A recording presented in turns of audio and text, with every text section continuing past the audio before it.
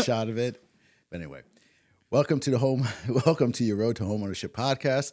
I'm Anthony Rijos, a longtime loan officer here in Western New York, and today I'm honored to have Lauren Carducci Hi, Anthony. Thanks for having me. from Metro Roberts Real Estate Agent. Not only she's a real estate agent, not only she's an entrepreneur, not only she's a content creator, you do everything. Oh, thank you so much. And I'm so happy to have you here because, I really want to kind of talk about what you've been doing in real estate, your social media background. I want to talk about, not, working that typical 9 to 5 and see how that looks like, and all that good stuff. But before we go into anything, tell me a little about how the heck did you start in real estate and how did that happen? Wow. I always knew that I would get into real estate. I have no idea why. It was just kind of like an inner gut feeling of like, oh, someday I'll do real estate and I'll be really good at it. Yeah. And I always told myself I would do it when I was in my 30s. And one day I had a clothing line at the time and we had left a photo shoot and it was like noon on a Wednesday. And me and my girlfriend, who I was working with at the time, like sat down at the bar and we were chatting with these two guys, or actually we were chatting with this couple and they were just drinking on a Wednesday at noon. We're like, what are you guys doing? Like, what do you do for work that you're also here? And they're like, oh, we sell real estate. And I was like, oh, no way. And I told them that story and they're like, no, you should get your license now. At the time I was 24. They're like, by 30, like you'll be killing it. You should do it. And I went home and I booked my course and here we are. So that inner knowing, but also like having the people and like fate, I guess, that like, you run into the right people that push you into the right direction at the right time. Wow. That sounds exciting. So what do you do outside of real estate? Yeah. So social media marketing is like, my bread and butter, if you will. So I have an array or a portfolio of clients that I help build their brand, personal brands, or, just brands in general. Sharing the story of whose story needs to be told. So that's interesting because those two things tie together. And I think anything with social media, any type of industry, if you're going to be self-employed and you're going to try to build your business, you really have to have some type of social media background or some type of training or trying to understand it, right? Yeah, like marketing in general, right? Like social media is just where marketing has taken it, like, 20, 30 years ago or however many years ago it was radio and then it was TV. And now the generation that I've been born into is social media. And it doesn't matter what business you're doing, whether you're a restaurant or you're a realtor or whatever, you're doing flips on the corner of the road. If you're a business, you need marketing behind it, and social media is just the most accessible avenue that there is right now. So the young Lauren growing up, did you know you're going to go down this path? I always tell this story. My parents were very like hardworking, like did not work corporate jobs like at all. But I always knew. I remember being like 5 or 6 years old and be like, I could never work in a cubicle. That sounds terrible. Like, I don't even know how I knew that. Like, that's what I would like, what that was. But I always knew that I wanted to be myself and that I would have the opportunity to do that. So it's cool to see how it's evolved to where I am now. So you grew up in South Buffalo. My mother paid West Seneca taxes. So I would like to clarify for my mother that I grew up in West Seneca, but I do have a lot of ties to South Buffalo and the grit of it. But yeah, no, I grew up in the area. So. And how do you think that shaped you? Oh, I don't know. I would say just like Buffalo as a whole, like, right, like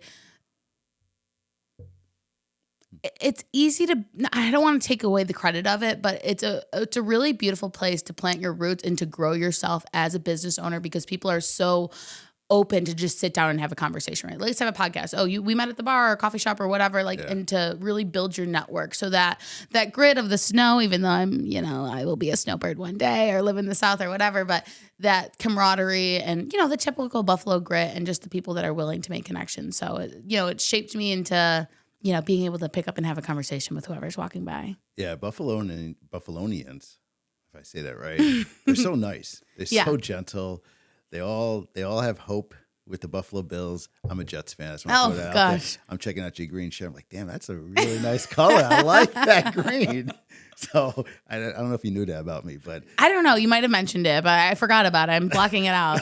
All right. So when I first moved up here, I remember just walking down the street, and I'm coming from downstate. I'm like, some guy looked at me or some person looked at me like, what the heck are you looking at me? And people's like, they're smiling to hello. And I'm like, oh, You should go to the Village of Hamburg. They like give an audible hello. How are you doing? Want to shake your hand? okay, I'll check that out. Well, but yeah, it was, Buffalo is very interesting. And then I found out there's different neighborhoods that really shape a lot of different people, right? South Buffalo it's really gritty, parts of Buffalo make you who you are. And it's pretty cool. So, no.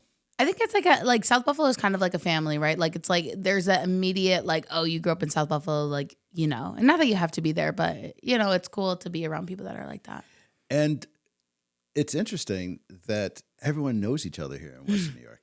It's the 2 points of connection, right? You don't need 6. It's like, okay, it's like 2.5. If you need to reach someone, just try a different connection. It's so crazy. It's unbelievable. So what attracted you to real estate?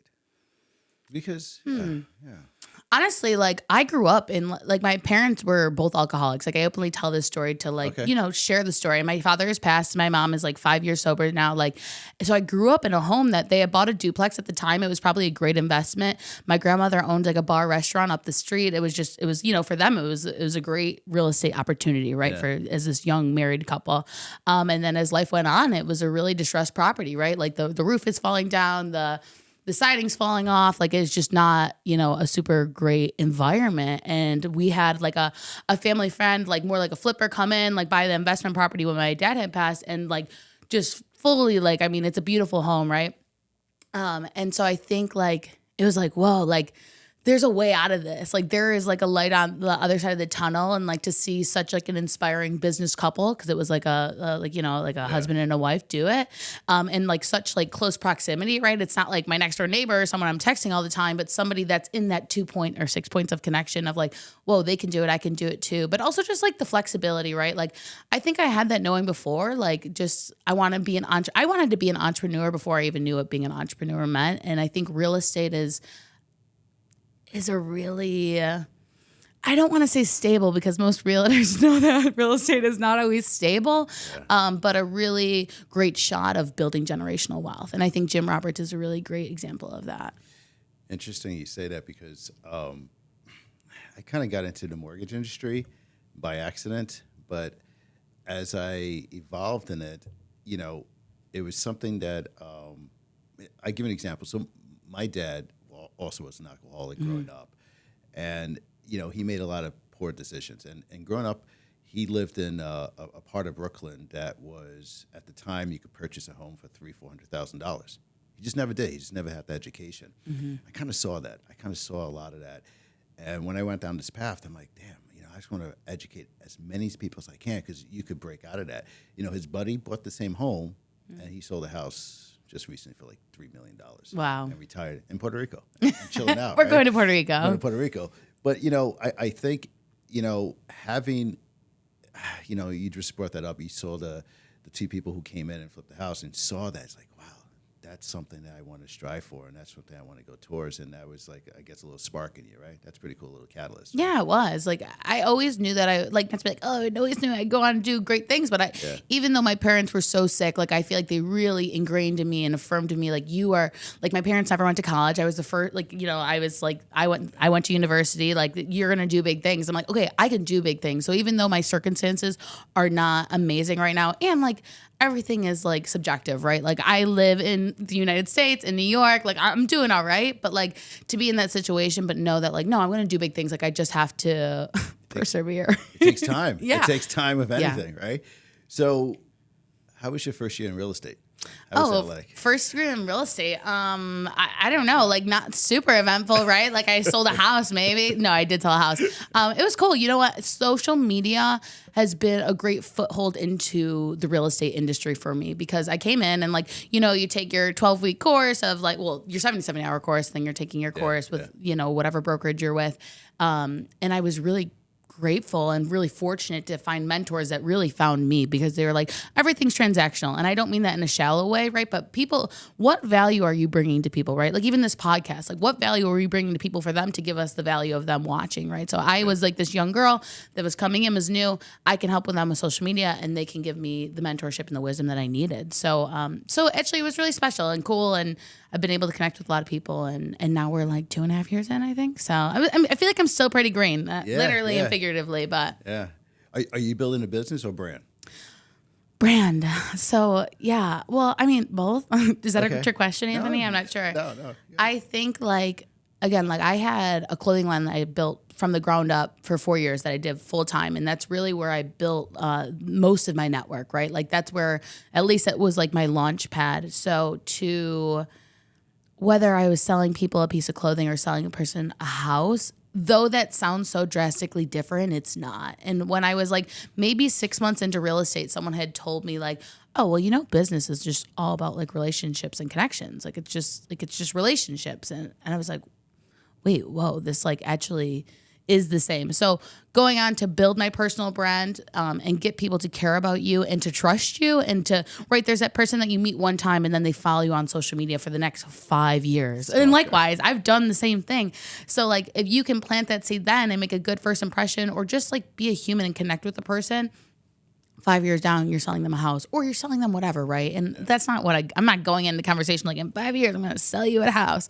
But it is funny how it works out that way. I guess being a loan officer kind of parallels your world. Mm-hmm. We have to build that business, right? We have to make those networks, connect with people, constantly going out there, right? But recently I started to figure out my brand. And I realized, I don't know if you could, I guess, give me some input about this, but I think brand is how people feel about you when they work with you. Yeah. And if you understand that, then I could target my audience. I could target who I want to talk to, because when someone works with me as a loan officer, they're going to feel like they're educated because that's coming from my background, right? They are in a good position and they're doing the right thing, and I just want people to feel that. So I think building that brand around that, I think, helps me.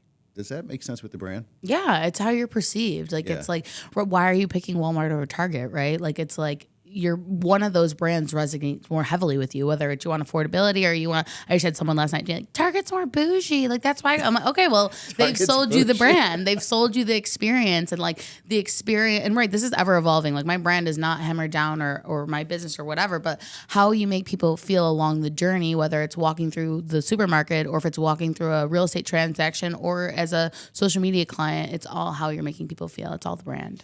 What are some of the things that agents misunderstand about social media?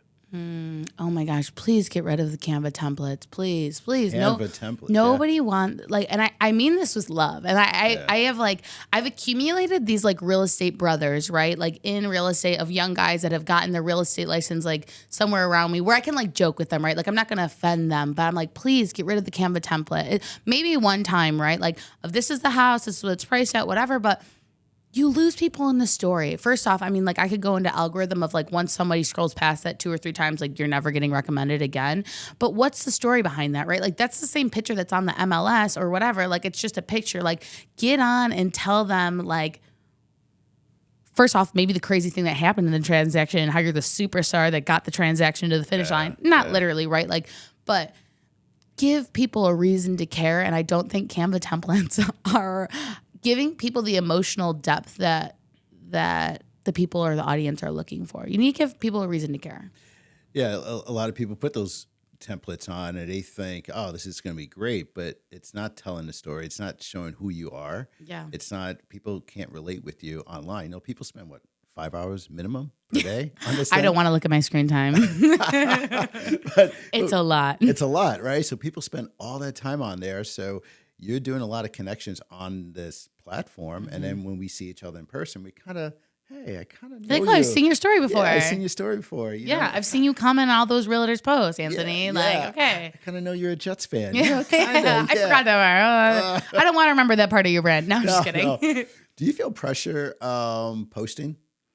Sometimes. No, definitely sometimes. Like even me, like I did YouTube full time for like 3 or 4 years, like maybe 3 years, like every Tuesday at 5 p.m. I posted. And I was younger. I feel like hit post, whatever, but there's always that hesitancy, but I think it's like working past that. Like even this, like, will I rewatch this podcast, Anthony, even though I'm so happy to hear? Probably not. Cause I'd be like, oh, how is I sitting? How is my posture? But having the awareness of enough of being like, no, well, that still needs to go out there because people don't look at you how you look at yourself, right? Like, like, your skin looks dry or whatever. Like, the little things of you, but people are looking at you on a macro level and not on the micro level. So even with social media clients, I've realized that my role with building other people's brands is almost coming in as like a coach. Like, okay, I can frame you so you look good, say it like this, but also like don't look or don't care, or like I understand there's a difference between being intentional but also like not getting in your own way and just post. But no, I definitely have that fear sometimes, and I'm still working through that. But also I think compared to a normal person, I probably, I definitely walk through crowds with tripods and stuff. No shame. Yeah, no, I get a little fatigued myself. Yeah. Posting, and sometimes I feel like I don't feel like posting, and sometimes I don't. I sometimes will post heavily, and then I'll go with I need a week to kind of just step back, and I think I don't want to overpost. I think it's normal. Like I always say, like I'm not really like a content calendar girl. Definitely not for myself, but especially for clients. Like sometimes, like if it's a certain brand, right? Like everybody's strategy is different. Like how I would market an insurance company versus an influencer is way different. So sometimes you need to see how, especially on Instagram, right? This is more of an Instagram conversation. Like how your feed is going to look is one thing, but you're a normal person. Like you're not on 10 all the time. And I think people expect that. And if you can show the vulnerability, right, again, depending on your brand, it makes sense to show that. But also like there's some weeks where I post like 3 times a week. Like I think like 2 weeks ago and a week ago, I posted like 3 times on Instagram, which is like a lot for me. So 6 total posts. But then I haven't posted anything for like a week, maybe like a story, but I think it's okay. I think like sometimes over posting is not good too. Like if you need to get into a rhythm and you're telling yourself you need to post every day on Facebook so you'll get in the grind, that's fine. But that's not necessarily actually the best way to get views on Facebook or any social media platform. So I don't think you have to be posting 10 times a day. Unless you want to get on TikTok, maybe. Different algorithms. That's just too much. Yeah, it's too much. Yeah. Yeah. I look at myself like, man, I look like Shrek today. What the heck is going on here? Man, I can't do it. Never. I can't do it. So tell me about some advice you would give real estate agents to kind of build that brand. I know you mentioned a lot of good stuff here and you covered a lot, but what's that one thing? Just my thing is just to do it. Yes, just do it. I think be yourself. Like everybody says that there's so many realtors in the industry, and like there is, but nobody is you. I've had a client who is now still a client of mine, and he like met him out like 5 years ago, right? Like at a bar, like very casual, but like friends. And then life kind of separates, but like still connected. And he was using another realtor, and I had no idea. Oh. And I'm not one to get I'm not like that. I'm not one of those realtors that, like, I get it. You have family, you have friends that are realtors. Like, I get it. But like, of course, I'd love to be your realtor. I'd love to help you. But I had no idea this man was looking for a house because he's not really a social guy. And he messaged me and he was like, Lauren, like, I'm working with this realtor. Like, I don't even remember who it was at the time, right? Like, I'm working with this realtor. I feel like they have no time for me. Like, he had put in all these offers for the house. He honestly, what he needed, long story short, is he needed a woman's touch. He needed someone that, first off, because I'm a newer agent, I had a little bit more time to give him. Yeah. I had the compassion. I was actually friends with him, and I was just what he needed at the time. And only I can be that, right? Like I'm the only like Lauren Carducci wearing bright green in South Buffalo right now, like walking around. Like there's a lot of people wearing green in South Buffalo. Hey, but no one named Lauren Carducci. Not that I know. If it is, I want to meet you. But I think just being yourself and getting out there, right? You don't have to make reels and TikToks and whatever. Like post a picture of you at the real estate event you're at. Like you don't even have to be in it. You should. I think the engagement would be higher, but I always say posting something, even if it's a Canva template, even though I hate them, posting something is better than posting nothing. Yeah, that's cool. I'm going to switch some gears here. Okay, I'm ready. You do a lot of cool stuff. You did some mission work in Mexico, right? Wow, yeah. I wasn't expecting that turn. Okay, yes. Yeah. And you're doing some stuff with Roswell, right? Yes. So tell me a little about that. Like what drove you to do some mission work? And how did you do that? You did this a couple times, right? Yeah, I went to Juarez, Mexico twice, last year and the year prior to that. And I never thought I would go on a mission trip in my life. I would go to Mexico. Like I like to travel, whatever. But honestly, like 3 years ago, I felt like I found God, right? Like I had always grown up believing in God, and I had this really special, I don't know, like I like met Jesus in Cincinnati, right? It was actually when Damar Hamlin had like died on the field, and there was all these things going on in my life, and I really felt transformed, and I really was transformed. I was really living like a not so great life, and I felt like I had brought new life into myself. Shout out Jesus, shout out church, and the community of that. And yeah, like 2 years ago, I was prompted to go on a missions trip. Like it was just like being offered, and I was kind of like, no way. Like, oh, it might be cool. They were actually offering one to like, I don't know, some other country, right? And I was just like, oh, that other country sounds so much fun. Like Mexico's just like, whatever, Mexico. And I felt like God told me to go, and I went, and it was really life-changing. And that's why I actually mentioned earlier, right? Like I am like a woman living in the United States and like New York. Like we don't realize how great we have it here. And I mean that with love and light, because Mexico and other countries are doing things way better than us, right? Like their connection, their love, their faith with God, like all these things, right? But until you get pulled out of whatever situation it is, whether it's a relationship or a business or whatever, until you can pull yourself out, you don't realize sometimes how, I don't know, amazing sometimes you have it. So yeah, it was really special and really crazy. And then I went back the second year, and I was like sick the entire weekend. It was terrible, and I'm not going back this year. But that's not why I'm not going back. But I'm not going back this year. How did that experience change you? I came back and I was like, oh my gosh, I have stairs in my house. Thank God. Not literally, but you're Juarez. Okay, for a little bit of context for the audience, like Juarez, Mexico is like one of the most dangerous cities like in the world. Like when I first told, like when I was telling my uncle like I'm going to Juarez, Mexico, he's like, what are you doing? Like you like then the second time, like my cousin who's like in the military is like, send me your like phone, like I don't know, there's like numbers in your phone where the government can like pinpoint you. She's like, if I need to come snatch you up, like I will. Yeah, so it's dangerous, but like sometimes you know when you need to go somewhere, right? Whether it's a mission trip or whether it's making that business move or starting that podcast or starting that YouTube channel. Sometimes you just know you need to do something, and you have to walk out on faith or whatever and just do it.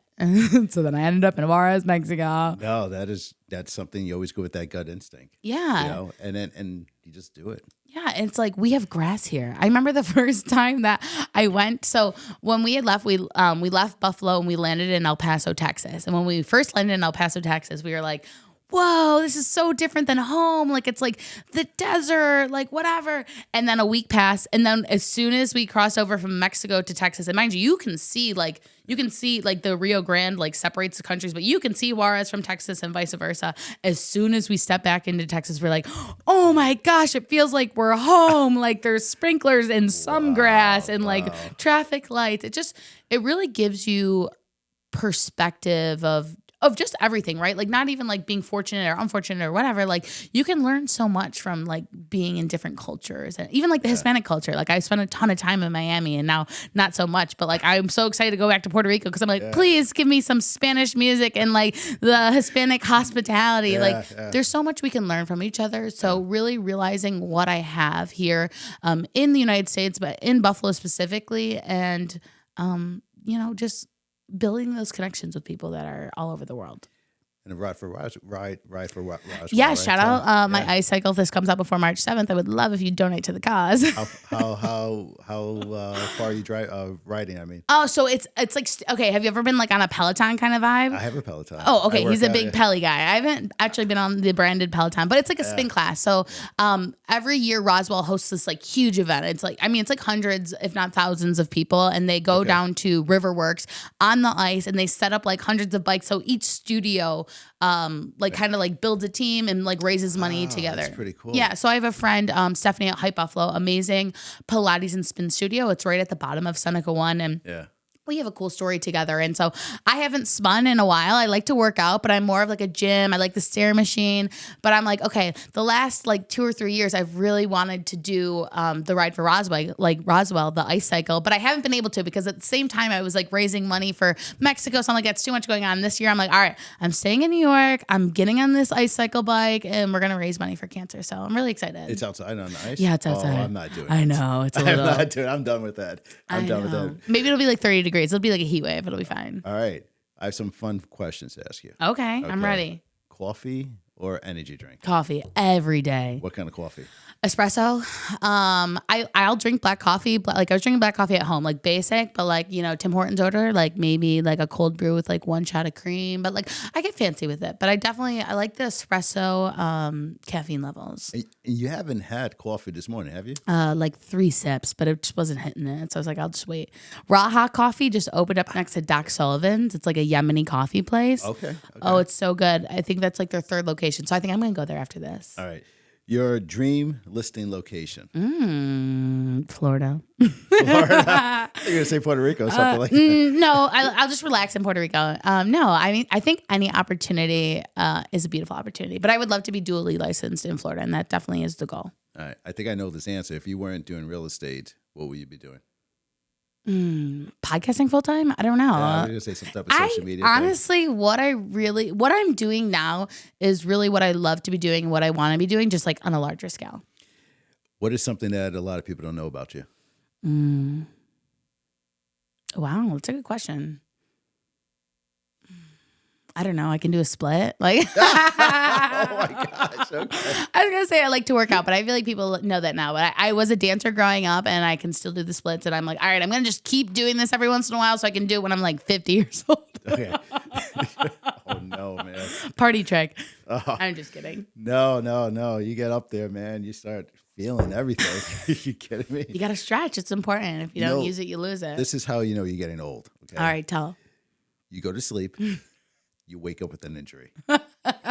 And my neck hurts. You're like, did I pull my hamstring sleeping? That's when you're old. All right. Last question. You have a mission tomorrow. You're going to a mission. What would you bring? Oh, what kind of mission? Your mission. Just like a mission trip? Mission trip. What would you bring? Like bead kits. Like what's that? You know, as long as I have like water, food, whatever, right? As long as I'm not in a survival mode. Last time we went to Mexico, we had like bead kits, like crafts, and we were making them with the kids, and it's just it's so fun. Like even with my niece, I just made her some for her cheer like competition or whatever. It's just it's cool, especially like the missions that I went on. Like they're speaking all Spanish, right? And like I have a little bit of a background, but like if you don't use it, you'll lose it. So like, but it's just cool how like language can transcend through things that people can, you know, relate to. Like I can make a bracelet, the little girl in Mexico can make the bracelet, or Uno. Uno is a big one. We played a lot of Uno the first year in Mexico. So yeah, I'd bring a bead kit, I think. That's cool. It's strange enough. I'm the Uno king, by the way. So anyway. You would probably, you might beat me, but I might be able to beat you back. I don't know. All right, Jeff, fun. Yeah, this was so much fun. I want to film 10 more podcasts. You're inspiring me. Just let everyone know how to get a hold of you. Yeah, you can find me at Lauren Carducci, literally anywhere. Instagram is my main platform. Facebook. Shout out YouTube channel coming back maybe soon. Yeah, so thank you for the opportunity to do this. It's cool to see people in Buffalo doing cool things. So it's been nice to be a part of it. Yeah, I appreciate it. Thank you for coming on. Yeah, thank you. Bye.